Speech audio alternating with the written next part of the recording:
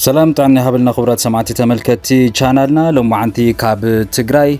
كمون كاب ኤርትራ አስመራዝ ረኸብናዮ ሓደ ዝርዝር ሓበሬታ ኣሎ ብፍሉይ ድማ ኣብ ዝርዝር ዜናና ዝርዝር ሓበሬታ ዘለዎ ጸብጻብ ኤርትራ መንግስቲ ኤርትራ ቤተ መንግስቲ ዓዲ ሃሎውን ዘኸሬ ትንታነ ዶክተር ዊልያም ጎርላይ ብዛዕባ ኤርትራ ዝተዛረበዎ ዝጻሓፈዎ ዝርዝር ኩነታት እውን ኣሎ ምስ ወደብ ባሕሪ ቀይሕ ባሕሪ ወይ እውን ምስ ዓሰብ ዝተሓዝ ካልኦት ዝርዝር ሓበሬታታት እውን ሒዝና ኣለና بوانانت وون بمقصال بريزيدنت هاجر فرنساي إيمانويل ماكرو أب آخبا دافوس نمنتاي بملكع توب غانز تسمع عينت منتصر ويتسلم منتصر زي بالمود أتصاو عنايس حي منتصر غيرهم وتيوم زبلون أب ملو عالم مع كان زيناتات أزرارابي خوينا ملو نمخانو بريزيدنت فرنساي إيمانويل ماكرون نمنتاي متسلم منتصر غيرهم مفتح آخبا ون كننقركم ينام زي فيديو لايكيركم جمرو شير سابسكرايب بمقبار ون بيتسابكنو ناب زرزر كنحلفينا سناي مكتتال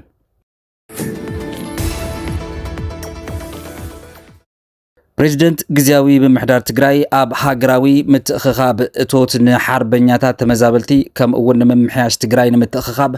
حاجز صويعم لو ناي حربنياتات حاجز ملاس تمزابلتي بزبل استسمي كم اول محواي تግራይ كبلون مرغغاص اب زكاير زلا هاغراوي متخخاب اتوت كل زيغا بقع عجامو خبر كتصاوعيت اقربولو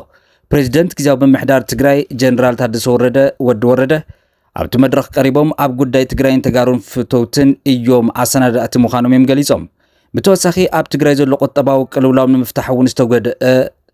ቁጠባ ክሕከም መፍረይ ዝኾኑ ባይታ ምፍጣር አገዳስ ምዃኖውን የመረዲኦም ዘለው ተመዛበልቲ ናብ ቦታኦም ተመሊሶም نخالوت أخل زخنا مرجعان كفترة محجاز مخان دمائم تزاريهم زلو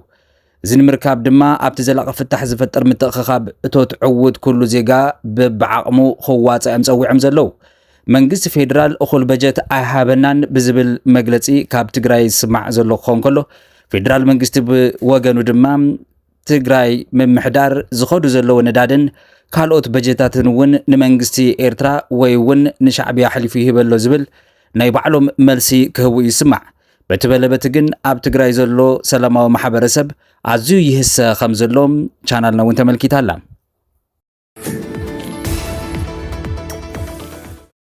ናብ ስዕብ ዜና ክንሓልፍ ከለና አስመራ እዚ ዝተፈላለዩ ማዕከናት ዜና እዝኒ ሲሒቡ ዘሎ ኩነታት ኤርትራ ምናይ ወጻኢ ተመራማሪ ጽሑፍ ተቆጢዓላ አስመራ ንትንታነ ዶክተር ዊልያም ጎርላይ ብምኹናን አጋጊው ዘይ ሚዛናዊን በመባሉ ወንድማ ነዚ ትንታነዚ ነጽጋቶላ ቀይሕ ባሕሪ ናይ ህላውን ላዕላውነት ሕቶዩ ዝብል ካበዲ ሳባ ብጽኑዕ ስማዕ ድምጽ ክኾን ከሎ ብኻልእ ገጽ ድማ ሓደ ወጻእተኛ ተመራማሪ ክኢላ ዓለም ለኻዊ ዝምድናታት ፖለቲካ ዝኾነ ዶክተር ዊልያም ጎርላይ ናብ ኤርትራ ኣብ ዝበጽሐሉ እዋን ዝረኣዩን ዝተዓዘቦን ብጽሑፍ ምስ ኣቕረበ ንሰብ መዚ ኤርትራ ኣቆጢዑሎ እዚ ጽሑፍ እዚ ብቐንዱ ኣብቲ ኣብ ቀርኒ ኣፍሪቃ አንጸላልዩ ዘሎ ደበና ኩናት ዝተሰረዘ እኳ እንተኾነ ብፍሉይ ንህሉ ኩነታት ኤርትራ ኣብቲ ሃገር ዝውላዕ ሓድሽ ኩናት ዘስዕቦ ጽልዋ ዝምልከት ትሕዝትኡ ግን ካብ መንግስቲ ኤርትራ ሰፊሕ ግብረ መልሲ ተዋሂቡ ኣሎ ጂኦፖለቲካዊ ረስኒ ኣብ ቀይሕ ባሕሪ ብዝብል ርእሲ እውን ትንታነ ይቕጽል ዶክተር ጎርላይ ኣብ መወዳእታ ናይ ዝሓለፈ ዓመት ናብ ኤርትራ ድሕሪ ምብጽሑ ሓተትኡ በቲ ዘዘራርብ ዘሎ ጉዳይ ቀይሕ ባሕሪ ድሌታት ሓቅታትን ኢትዮጵያን ይዝፍልም ኣብ ቀይሕ ባሕሪ ጂኦፖለቲካዊ ረስኒ ይዓርገሎ ዝበለቲ ኣብ ኣውስትራልያ ዩኒቨርሲቲ ሞናሽ ተሓጋጋዚ ፕሮፌሰር ዝኾነ እታ ንኤርትራዊት ወደብ ዓሰብ ይግበአኒ እትብል ዘላ ኢትዮጵያ ነታ ደቃ ጎረቤት ኤርትራ ተፈራርሓላ ብምባል ንጠንቂ ናይቲ ስግኣት ኣስፊርዎ ኣሎ መራሕቲ ኢትዮጵያ ኣብ ዝሓለፈ ሰሙን ኣብ ዘበገስዎ ጉዳይ መሰል ተጠቃምነት ዋንነት ኣብ ደገ ባሕሪ እውን ኣብ መንጎ አዲስ አበባን ኣስመራን ከቢድ ወጥሪ ከም ዘስዕበውን ይፍለጥ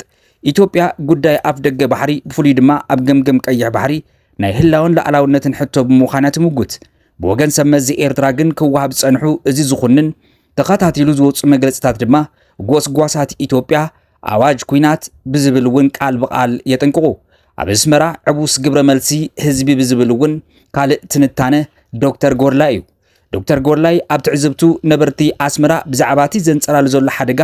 እኹል ኣፍልጦ ከም ዘይብሎም ብምግላጽ ርእቶታቶም ክህቡ ናጽነት ከም ዘይብሎም እውን ይውስኽ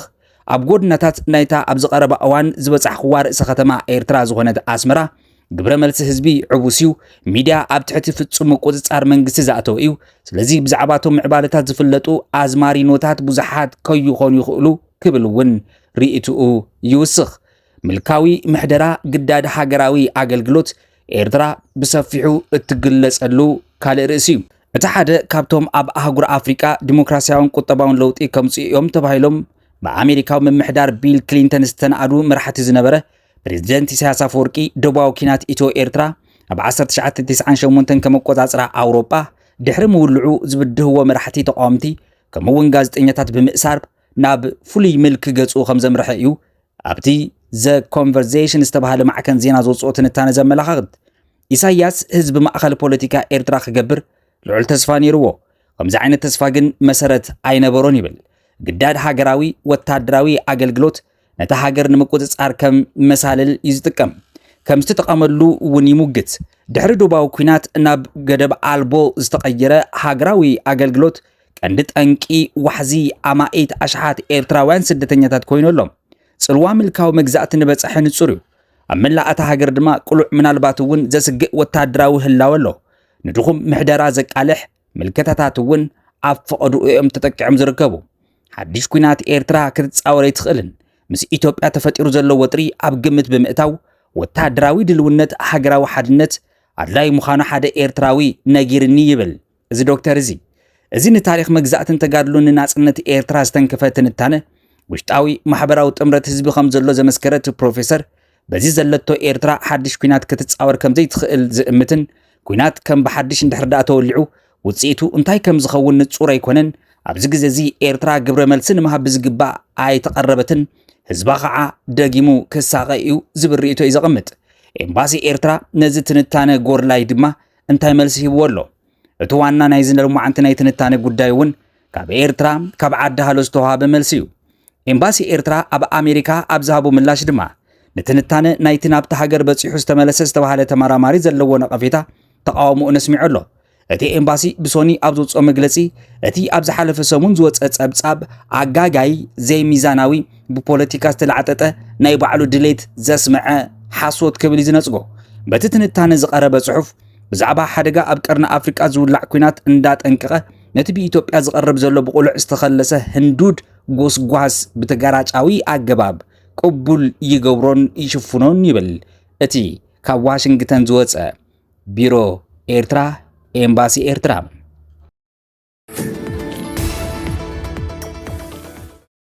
ኣብ መወዳእታ ለሙዓንቲ ካብ ዝተሰምዑ እቲ ኣዝዩ ዘዘራርብ ዘሎ ዜና ፕሬዚደንት ፈረንሳይ ኢማኑኤል ማክሮን ኣብ ዳቮስ ኣኺባ ንምንታይ ቶፕ ጋን ዝተባሃለ ናይ ፀሓይ መከላኸሊ መነጽር ገይሮም ኣብቲ ኣብ ስዊዘርላንድ ዝተኻየደ ዓለም ለኻዊ መድረኽ ቁጠባ ወርልድ ኢኮኖሚክ ፎረም ኩሉ ሰብ ዝተጸበዮ ዘረባ ፕሬዚደንት ፈረንሳይ ኢማኑኤል ማክሮን ጥራይ ዘይኮነስ ነቲ ዘይተለመደ ትርኢቱ እውን ነይሩ እዚ ብሉጽ ኣከዳድናን ፋሽን ዘፍልጥ መራሒ ፈረንሳይ ኣብ ውሽጢ ኣዳራሽ ብመነጽር ፀሓይ ኣቫተርስ ተሸፊኑ ምቕራቡ ንብዙሓት ኣገሪሙን መዘራረብ ርእሲ ዜና እውን ኮይኑ ኣሎ ፋሽን ድዩ ዶስ ዋላ ሕክምናዊ ጸገም ዘለዎ ኣብ ልዕሊ ፕሬዚደንት ፈረንሳይ ኢማኑኤል ማክሮን እዚ ሕቶ ብዙሓት ሚድያ እዩ ብዙሓት እዚ ናይ ማክሮ መረፃ ሓድሽ ናይ ፋሽን ቅዲ ወይ ድማ ሓያለ መራሒ ኮይኑ ንምርኣይ ዝገብሮ ይመስል ይብሉ ገሊኦም ይኹን እምበር እቲ ሓቂ ካብ ቃርማን ፋሽን ዝረሓቐ እዩ ማክሮን ነቲ ሰማያዊ ሕብሪ ዘለዎ መነጽር ክጥቀም ዝተገደደ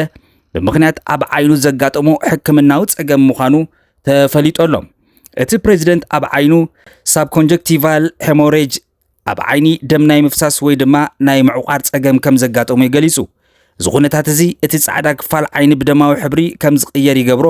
ማክሮን ድማ ቅድሚ ናብ ዳቮስ ምኻዱ ንሰራዊት ፈረንሳይ መደረ ኣብ ዝስምዐሉ እዋን እውን ንትርኢት ዓይኒ ይቕርታ ግበሩለይ ብምባል እቲ ጸገም ጎዳኢ ዘይኮነስ ክብል ይገሊጽዎ ማሕበራዊ ሚድያን ፖለቲካዊ ትርጉምን እዛ መነጽር ግን ብብዙሕ ተተንቲኑ ማክሮን ብዛዕባ እቲ መነጽር ኣብቲ 18 ደቂቕ ዝወሰደ መደርኡ ምንም እኳ እንተዘይተዛረበ ማሕበራዊ ሚድያ ግን ብዛዕባኡ ካብ ምውራር ዓዲ ይወዓለን ቶፕ ጋን ብዙሓት ነቲ ማክሮን ዝተኸደኖ መነጽር ምስቶም ክሩዝ ኣብ ፍሉጥ ፊልም ቶፕ ጋን ዝጥቀመሉ መነጽር ኣመሳሲሎሞ ፖለቲካዊ መልእኽቲ ገሊኦም ተዓዘብቲ ድማ እዚ ትርኢት ምስቲ ኣብ መንጎ ፈረንሳይን ኣሜሪካን ብፍሉይ ምስ ዶናልድ ትራምፕ ዘሎ ምስሕሓብ ተታሒዙ ትብዓት ወይ እውን ድፍረት ንምርኣይ ዝተገበረ ይመስል ኢሎም ኣለዉ ማክሮን ቅድሚ ሕጂ እውን ኣብ እዋን ቅልውላው ፀዓት ኣውሮጳ ፀዓት ንምቁጣብ ዘተባብዕ ብምኽዳን መልእኽቲ ናይ ምትሕልላፍ ልምዲ ከም ዘለዎ እውን ዝፍለጥ እዩ ከም ኣገላልጻ ኣሜሪካዊ ኣካዳሚ ኦፍቶልሞሎጂ ድማ እዚ ማክሮን ዘጋጠሞ ጸገም ብሰንኪ ሓያል ሰዓለም ወይ ድማ ልዑል ጸቕጢ ደም ክመጽእ ይኽእል ይብል ባርከስ ክቡራት ሰማዕቲ ተመልከቲ ቻናልና ንሕዚ ዝሓዝናዮም ሓጸርቲ እዋናዊ ዜናታትና ዞም ስማዕኹም ምስ ነሮም ቀጻሊ ብኻሊ ሓድሽ ትንታነ ኣብ ናይ ምስዮት ዜናና ድማ ብዝርዝር እውን ክንምለስ ኢና ክሳብ ሻቡ ላይክ ጌርኩም ናይ ደወል ምልክት ብምንካውን ተጸበዩና ሰላም